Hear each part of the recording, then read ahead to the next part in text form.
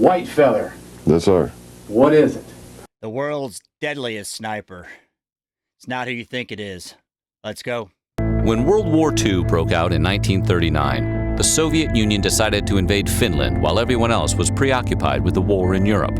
But a sniper named Simo Häyhä came to Finland's defense. Häyhä allegedly eliminated a staggering 505 enemy soldiers, which, if accurate, would make him the single deadliest sniper in history. Today we're looking at the man Simo Häyhä and his unbelievable marksmanship. All right, let's get sniping. I like the name White Death. I don't know if Carlos Hathcock got the white feather. Any relationship to Simo? What do you guys think? Soldiers grew to be straight up terrified of Häyhä. Having to patrol the blanched Finnish wilderness with the knowledge that Häyhä could be out there waiting to ping them with a spectacular long-distance shot earned him the nickname Deadliest, which is Russian for White Death. Simo's exact sniper count varies depending on the source. Some with a name like White Death from your enemy, it's got to be good. It's like the devil of Ramadi. suggest he downed as many as 542 Soviet soldiers with his rifle, but no one claims he eliminated any less than 505. This makes him the most effective sniper in any war, with Soviet sniper Ivan Sidorenko sitting at a close second with 500 kills. However, Häyhä's count may even be higher. Rather than stay at a comfortable distance behind his sniper rifle for the entire war, Häyhä may have also cut down several hundred enemy combatants with a... Can you imagine 500 plus kills with a bolt gun and iron sights? I can't. Submachine gun. If true, that would put his count at approximately 800. Simo, that is a frightening... Well, that's a dumb stat. You don't count machine gunners. In that case, you'd count the deadliest military members as being pilots, right? Dropping JDAMs. Number. Impressive, sure, but holy cow, you're really good at your job.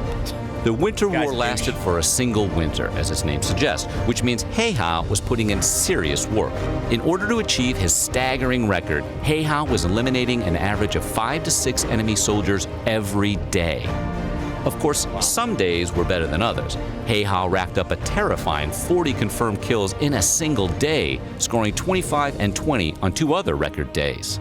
Häyhä did not use a scope to forge his legendary sniper count. He preferred to use the plain old iron sight on his rifle. Yeah, no scope. He's just an all-around old-fashioned. Figure these shots, since they're not in urban warfare, are all long-distance shots.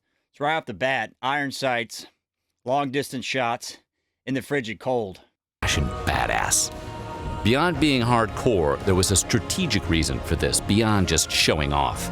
Häyhä recognized that scopes made his enemies an easy target. In addition to making the target slightly bigger, scopes would glint in the sunlight, allowing Häyhä to spot enemy snipers before they spotted him.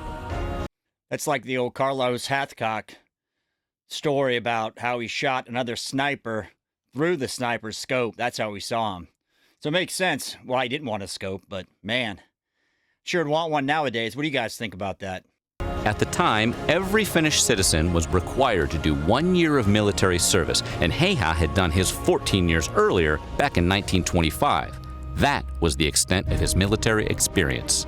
He did join the Finnish Civil Guard as reservist, which is essentially the equivalent to the U.S. National Guard, but he stuck to his civilian life of hunting and farming, right up until the Soviets decided to invade in 1939, at which point he was summoned back. After he completed his year of mandatory service in 1925, Häyhä was given the option to purchase his service weapon, a standard bolt-action rifle. He bought the gun and spent the next decade and a half mastering it. When he was called back to duty during the Winter War, Häyhä brought his old bolt-action rifle, turning down a more modern rifle with advanced optics. The extreme cold, which ranged... I'm not sure if that weapon has an internal magazine or not. Maybe 3 rounds internal. You history buffs, let me know. I'm not familiar with that rifle, but any way you slice it, no optics, maybe 1 to 3 rounds max without having to reload. Ranged anywhere from -20 to -40 degrees Fahrenheit, caused frequent weapon malfunctions among his fellow soldiers. But Häyhä's experience with his bolt-action BFF allowed him to keep the gun functional throughout the winter. While only having minimal military experience, Häyhä wasn't possessed by the Lord of Incredible Aim. He developed his skill from being a competitive sharpshooter, having grown up a few miles away from the Civil Guard shooting range, which held annual contests. Hayhow regularly participated in these competitions, packing his house full of trophies. Among his accomplishments was the ability to hit a target with his rifle 16 times in a minute at a range of 500 feet, a talent best described as supernatural. Hayhow was deployed to the Kola battlefield, where he and 31 other soldiers were tasked with holding off an invading force of 4,000 Soviet troops. Despite having fewer men on the roster than a college football team, Hayhow's group managed to hold their ground for the entire winter. Now, I don't know if this is poetic license or what. That seems pretty hard to believe, but let's say it's 1,000 troops. Let's say it's 500. There's only 30 dudes. It's still pretty amazing, especially with a sniper like that. That's going to create some real terror. That's some good goal line defense right there. He and his fellow Finns had a few other advantages beyond his Angel of Death status as a sniper. For instance, the Soviet troops all wore bright green uniforms, which made them stand out like decorated Christmas trees against the snowy white landscape. What also didn't help the Soviets was they lacked officers with any leadership skills, mainly because Stalin had them all executed when he purged the USSR of any potential political opponents. And even though the Soviet invasion of Finland was technically successful, they only managed to capture a relatively small amount of border territory, leaving the rest of the country intact. All told, the Soviets suffered nearly 400,000 casualties during the Winter War, compared to the 66,000 suffered by Finland. Think about that for a second. That is a huge disparity in casualties. The Finns were almost, 7 times less deaths than the Russians in this war. 400,000 to 60,000. Most snipers shoot while lying flat on their stomachs because it gives enemies a smaller target to aim at. Hayhow fired from a sitting position because he felt the position was better for his aim. He didn't worry too much about making himself a bigger target, as he was just a biscuit over 5 feet tall and would conceal himself in snowbanks and put snow in his mouth to hide his breath. Additionally, Hayhow would pack snow in front of his rifle barrel or pour water on it to freeze it, so that smoke would not rise from it after he fired and give away his position. And in perhaps the biggest departure from sniper etiquette, rather than going for the head, Hayhow aimed for the center mass of his targets, which is I don't know what this guy's talking about. I think sniper etiquette, you guys correct me if I'm wrong, would be going for center of mass. It's not a mob hit. You're trying to kill the guy. You don't care if you hit the head. The better shot's going to be the center of mass, not the head. A little bit far-fetched. Hayhow's reputation as the John Wick of Finnish snipers eventually drew the ire of the Soviet commanders, who finally grew tired of his nonsense and began targeting him directly.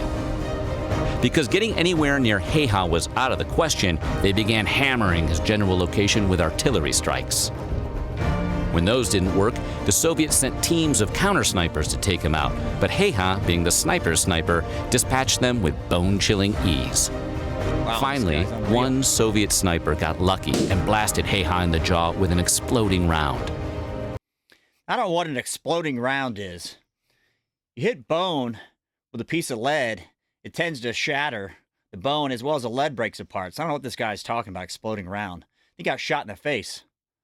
Despite being described by one friend as having half of his head missing, Hayhow refused to die, and after days of reconstructive surgery, he finally regained consciousness the day after the Winter War had ended. Despite getting a portion of his face blown entirely off his dome in a time when medicine was still largely experimental, Hayhow survived World War II and went back to hunting and farming. The Finnish government actually gave him a farm in 1961, presumably both to reward him for his service, and they probably wanted to stay on his good side. Hayhow took up dog breeding and continued hunting, winning the Ruokalahti Hunting Society's Game Cup 5 years in a row. In 1970, he moved into a small apartment where he lived out the rest of his days before passing away at age 96 in 2002. That's right, the deadliest sniper. Can you imagine what that guy saw in his stories?